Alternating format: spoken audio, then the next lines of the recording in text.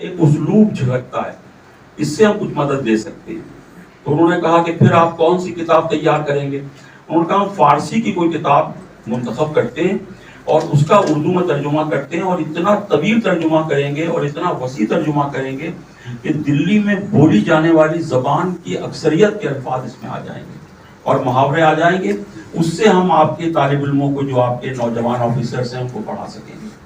تو میر امن دہلوی نے قصہ چہار درویش کا ترجمہ کیا باغ و بہار کے نام سے، جو بعض کتابوں میں لکھا ہے کہ 1804 میں شائع ہوا، بعض کتابوں میں لکھا ہے کہ 1807 میں شائع ہوا، لیکن زیادہ قرین قیاس یہ ہے کہ 1804 میں شائع ہوا، کیونکہ فسانہ عجائب پر جو بڑی تحریریں ملتی ہیں اس میں یہ لکھا ہے کہ فسانہ عجائب میر امن کے باغ و بہار کے 20 سال بعد شائع ہوا۔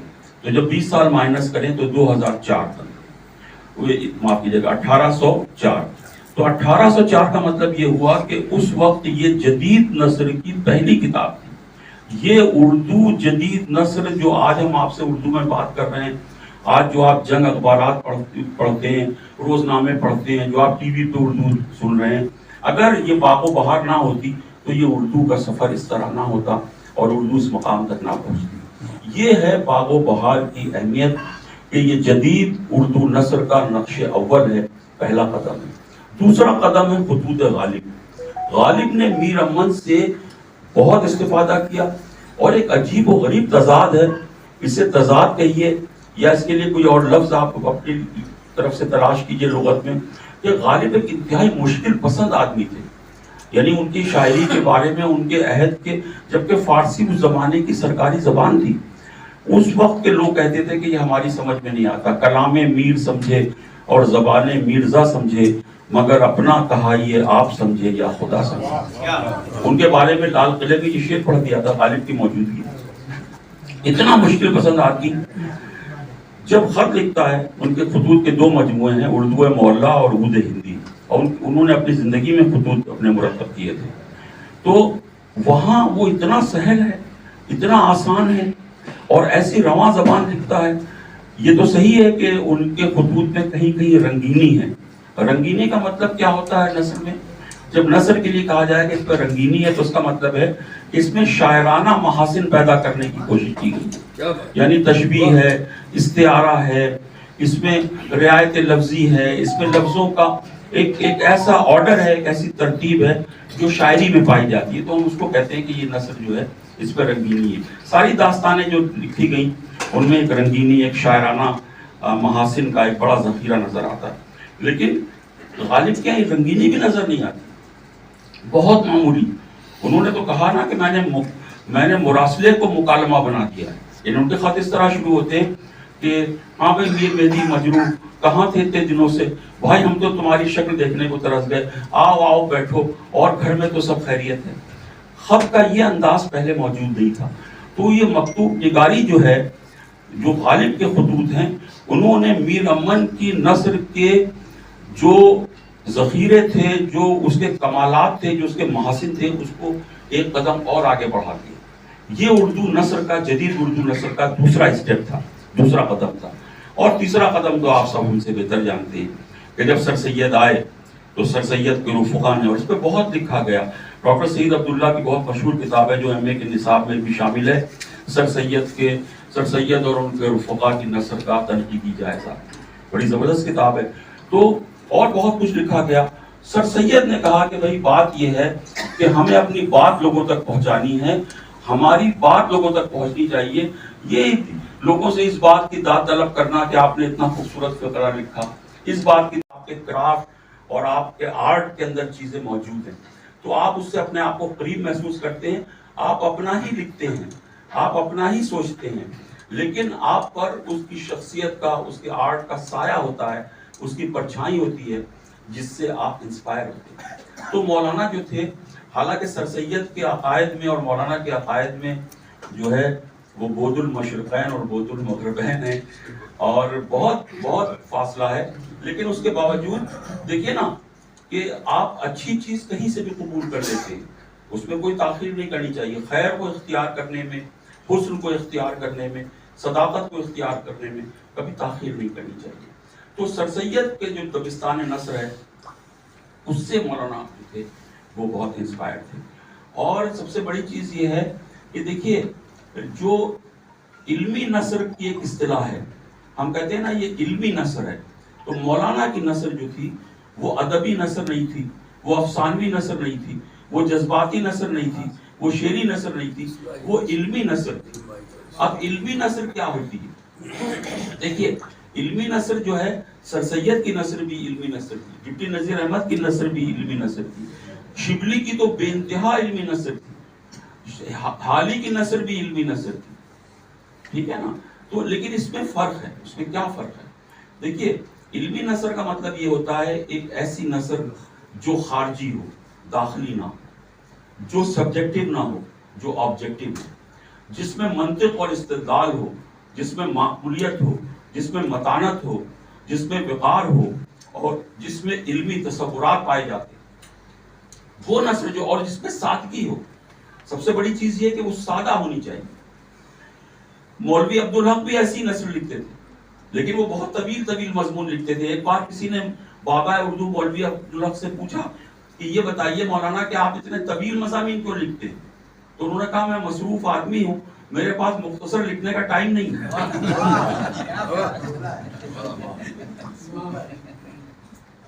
یعنی مختصر لکھنا زیادہ محنت کا کام ہے. آپ اس کو تراشتے ہیں، خراشتے ہیں، ایک لفظ کی جگہ دوسرا لفظ رکھتے ہیں، ایک فقرے کی جگہ دوسرا فقرہ رکھتے ہیں، اس کے ارتباط کو، اس کے ربط کو پیش نظر رکھتے ہیں، اس کو کاٹتے ہیں، اس پہ محنت کرتے ہیں. تو وہ ایک نگینے کی طرح جو ہے، ایک ترشے ہوئے الماس کی طرح آپ کے سامنے وہ تحریر آتی ہے. مولوی عبدالحق بھی سر سید سے ان کی قربت بھی تھی، اور انہوں نے سر راس مسعود پر جو ایک مارکہ آرا جو خاکہ لکھا ہے آپ وہ پڑھیے تو اس سے پتہ چلتا ہے سر سید سے ان کی قربت کتنی تھی، آپ کو اس کا اندازہ ہوگا، اور سر راس مسعود سے ان کا کتنا گہرا تعلق تھا. تو مولانا بھی اسی جو ہے دبستان نثر سے تعلق رکھتے تھے جو سر سید کا دبستان نثر تھا. اب کہتے ہیں کہ مولانا مودودی کی جو نثر ہے، مولانا مودودی کی نثر جو ہے وہ اگر آپ دیکھیں تو جو مولانا کی شخصیت میں جو کچھ تھا وہ ان کی نثر میں تھا. اور ویسے بھی آپ کو پتا ہے کہ ہمارے زاہد جوہری صاحب بیٹھے ہیں، مغربی ادب پہ نگاہ رکھتے ہیں، یہ آپ کو بتائیں گے کہ اسٹائل کے بارے میں سب سے مشہور جملہ یہ ہے کہ مین از the style. Main is the style. انسان خود ایک اسلوب ہے. آپ اپنی شاعری میں آپ جھلکتے ہیں، اپنی چال میں آپ جھلکتے ہیں، اپنے طرز کلام میں آپ جھلکتے ہیں، اپنے بیٹھنے کے انداز میں آپ جھلکتے ہیں، اپنے طرز گفتگو میں آپ جھلکتے ہیں. مین از دا اسٹائل. تو کیونکہ سید مودودی میں بڑا رکھ رکھاؤ تھا، بڑا صبر تھا، بڑی متانت تھی، بڑا تسلسل تھا ان کی گفتگو میں، ان کے عمل میں. وہ ساری چیزیں آپ دیکھیں کہ ان کی تحریر میں موجود ہیں. ان کی تحریر میں بھی وہی رکھ رکھاؤ ہے، ان کی تحریر میں بھی وہی متانت ہے، ان کی تحریر میں بھی وہی وقار ہے، اور ان کی تحریر میں بھی وہی سنجیدگی ہے. وہ ساری چیزیں، وہی تہذیب، وہی شائستگی جو ان کی ذات میں ہے وہی ان کی تحریر میں نظر آتی ہے. اور آپ کے علم میں ہوگا کہ میں اپنی بات کو مختصر کرتا ہوں کیونکہ ذہن میں اور بہت سارے جب گفتگو کرتے ہیں تو خیالات آنے لگتے ہیں. 1926 میں شردانند کو عبدالرشید نامی ایک شخص نے قتل کر دیا. شردانند کون تھے؟ جنہوں نے شدھی کی تحریک چلائی. شدھی کی تحریک کیا تھی کہ یہ مسلمان جو ہیں یہ ناپاک ہیں، ان کو پاک کرنے کا، شدھ کرنے کا طریقہ یہ ہے کہ ان کو ہندو بنا دیا جائے. جب یہ ہندو ہو جائیں گے تو یہ پاک ہو جائیں گے. تو شدھی کی تحریک انہوں نے چلائی اور جبرن غریب جو مسلمان تھے، جو لو کاسٹ تھے، دلت تھے، ان کو جو ہے مسلمان بنانے کی کوشش کی. اس پر بڑا مسلمانوں میں ایک غم و غصہ پایا جاتا تھا اس وقت. تو عبدالرشید نامی شخص نے شدھی تحریک کے بانی شردانند کو قتل کر دیا. جب ان کو قتل کر دیا تو ہندوؤں نے پورا ہندوستان اپنے سر پہ اٹھا لیا. یہ 1926 کا واقعہ ہے. 1926 میں ایک تقریر کی مہاتما گاندھی نے اور کہا کہ اسلام جو ہے یہ تلوار کا مذہب ہے اور یہ تشدد کا مذہب ہے، یہ ظلم و ستم کا مذہب ہے. اور مولانا محمد علی جوہر نے جامع مسجد، وہ تقریر ریکارڈ پر ہے، انہوں نے جامع مسجد دلی میں تقریر کی نماز جمعہ کے بعد، اور وہ رونے لگے. مولانا محمد علی جوہر، انہوں نے کہا کاش کوئی اللہ کا بندہ ایسا ہو ہندوستان میں جو اسلام کے تصور جہاد کو اس کے صحیح معنوں میں دنیا کے سامنے پیش کرے. کوئی اللہ کا بندہ ایسا ہو جو یہ کام کر دے. جب یہ بات مولانا مودودی کو پتا چلی، اس وقت ان کی عمر 24 برس تھی. انہوں نے 6 ماہ کے عرصے میں 150 کتابیں جمع کی، جس میں یہودیوں کی کتاب تالمود بھی ہے، جو میں نے اسرائیل سے منگانے کی کوشش کی اور مجھے نہیں ملی.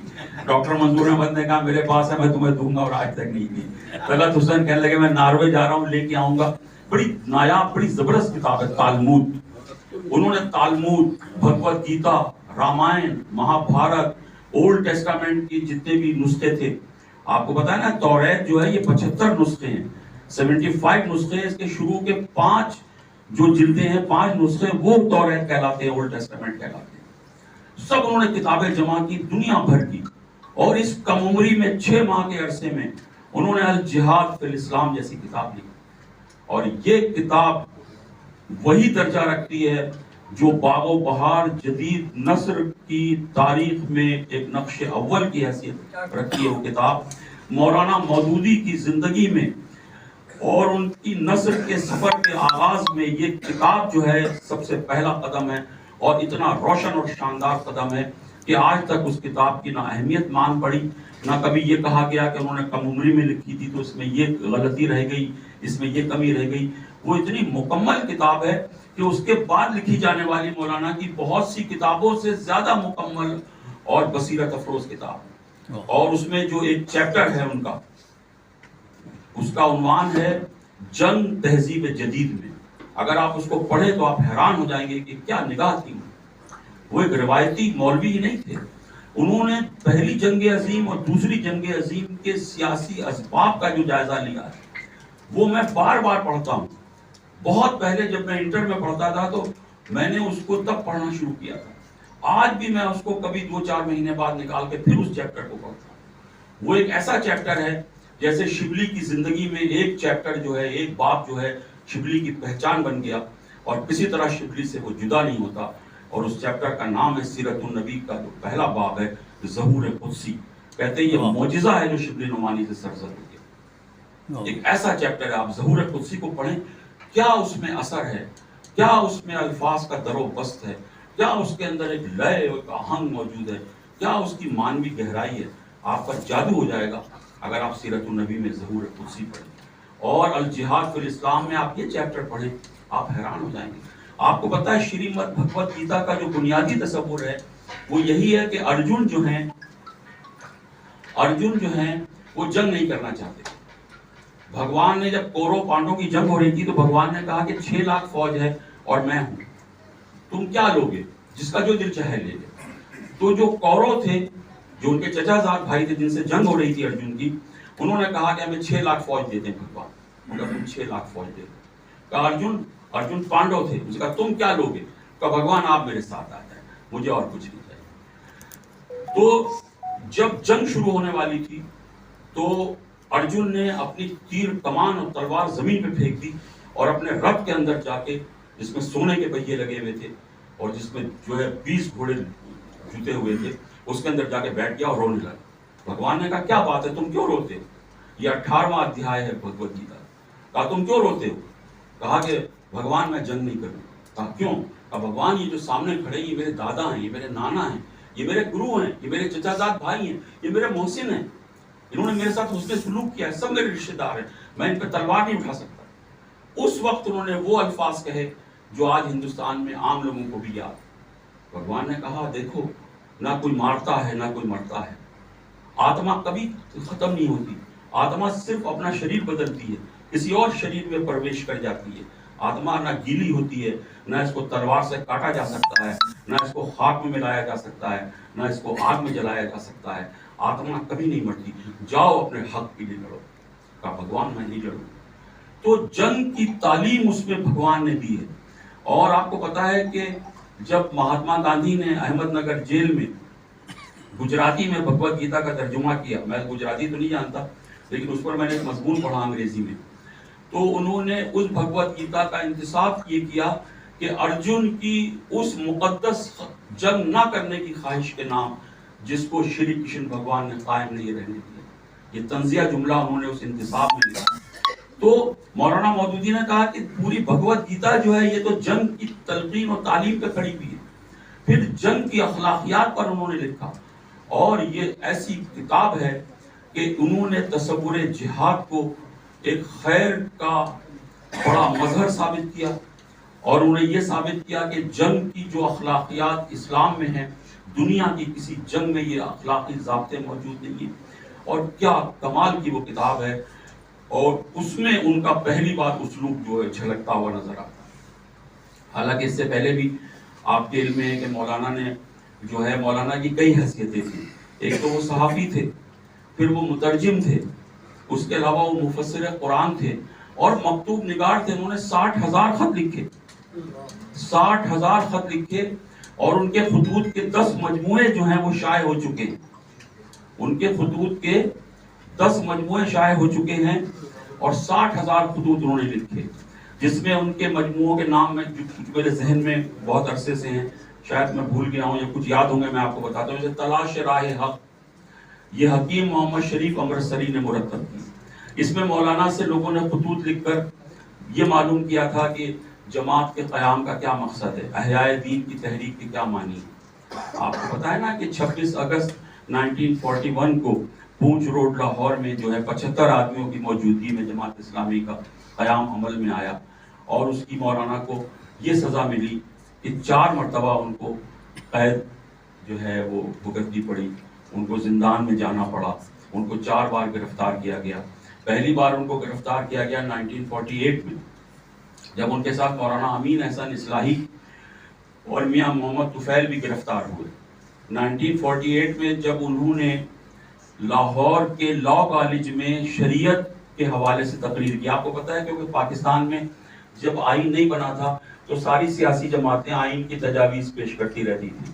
قرارداد مقاصد جو 12 مارچ 1949 کو منظور ہوئی, جو آج ہمارے آئین کا پریمبل ہے, بلکہ ضیاء الحق صاحب نے تو اس کو پریمبل کے بجائے آئین کا ہی حصہ قرار دے دیا ہے. تو آپ کو یہ معلوم ہونا چاہیے کہ اس وقت ساری سیاسی جماعتیں جو ہیں وہ تجاویز دیتی تھی, کیونکہ ہمارے پاس 3 آئین تھے نا, 56 میں آئین بنا, 62 میں آئین بنا, اور یہ 73 کا آئین. تو انہوں نے وہاں لا کالج میں تقریر کرتے ہوئے کچھ اسلامی شریعت اور قوانین کے بارے میں تجاویز دی.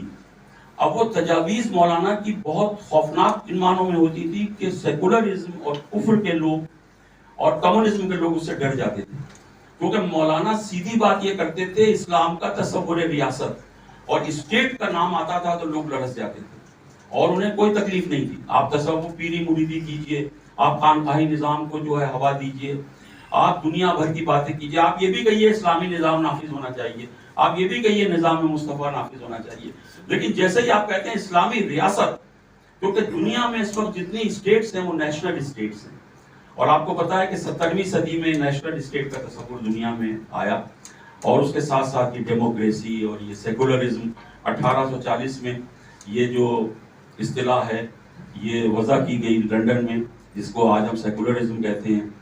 تو مولانا جو ہے ان کو اس کی یہ سزا ملی جب انہوں نے اسلامی ریاست کا تصور, کیونکہ وہ اسلام کے مابعد طبیعتی نظام پر کوئی زیادہ توجہ نہیں کرتے تھے. وہ یہ سمجھتے تھے کہ اس زمانے کا جو چیلنج ہے وہ روحانی سے زیادہ مادی ہے.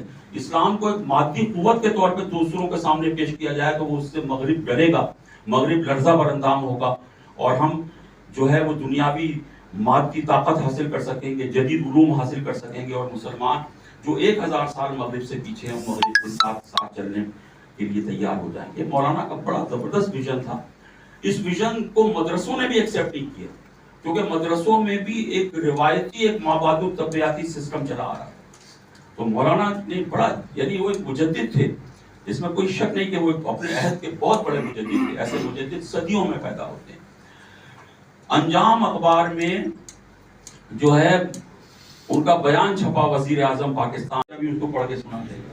مولانا کے بہت سے فقرے جو ہے میں آپ کو سنا سکتا تھا, لیکن میں اسے ایک طالب علمانہ سے بھی ایک کمتر چیز سمجھتا ہوں جب تک کہ اس کا کوئی ریفرنس نہ ہو ہماری گفتگو میں, اور وہ ہمارے موضوع کو روشن نہ کرے. آپ یہ دیکھیں کہ مولانا نے, میں نثر پہ بات کر رہا تھا آپ سے, میرے ذہن میں مولانا کا ایک فقرہ آیا, تصریحات میں انہوں نے اپنی نثر کے بارے میں ایک فقرہ لکھا, اس کو بھی میں نے ایوائڈ کر دیا. وہ کیا فقرہ تھا؟ وہ فقرہ یہ کہ مولانا نے یہ کہا کہ موضوعات کا، مضامین کا انتخاب کرنا چاہیے لکھنے والے کو، لکھنے کے لیے الفاظ کا انتخاب نہیں کرنا چاہیے۔ اور یہ بات مولانا نے کہا، یہ بات کہی انہوں نے کہ الفاظ جو ہیں وہ موضوع کے ساتھ خود آتے ہیں، اور ہر مضمون میں وہی الفاظ اہمیت رکھتے ہیں جو فطری طور پر اس مضمون کے ساتھ آ جاتے ہیں۔ اب آپ کو پتا ہونا چاہیے کہ جو انہوں نے کیا کہتے ہیں، آئی اے ریچرڈ صاحب کی کتاب ہے دا پرنسپلز آف لٹریٹری کرٹیسزم، اس میں انہوں نے جو کریٹو پروسیس بیان کیا ہے وہ یہی بیان کیا ہے کہ ایک بڑا آرٹسٹ، ایک بڑا تخلیقی آدمی، دیکھیے وہ نثر لکھ رہے تھے جو کریٹو کام نہیں تھا، یعنی ان معنوں میں کریٹو کام نہیں تھا کہ کیونکہ کریٹیوٹی کا تعلق تخیل سے، ساری تخلیقات تخیل سے ہوتی ہے، عقل سے تو آپ وہ کام کرتے ہیں جو لاجیکل ہوتا ہے۔ مولانا لاجیکل نثر لکھتے تھے، لیکن انہوں نے اپنی نثر کا جو پروسیس بتایا وہ کریٹو ہے، اتنی عام بات ہے۔ لیکن میں نے اس کو بھی نظر انداز کیا کہ اس سے جو ہے ہماری بات زیادہ روشن نہیں ہوتی، ہم جس موضوع پہ بات کر رہے تھے وہ کسی اور زاویے سے ہم کر رہے تھے۔ تو حوالے دینا، ویسے ہمارے بزرگوں میں، ہماری قدیم جو تہذیب تھی اس میں بہت زیادہ حوالے دینا بھی خلاف ادب سمجھا جاتا تھا یہ آدمی زیادہ ہی اپنے اس کا اظہار کر رہا ہے، اور یہ تو رٹی ہوئی چیزیں، میں بہت سی چیزیں رٹ لوں اور سنا دوں کہ اس نے یہ کہا، اس نے یہ کہا۔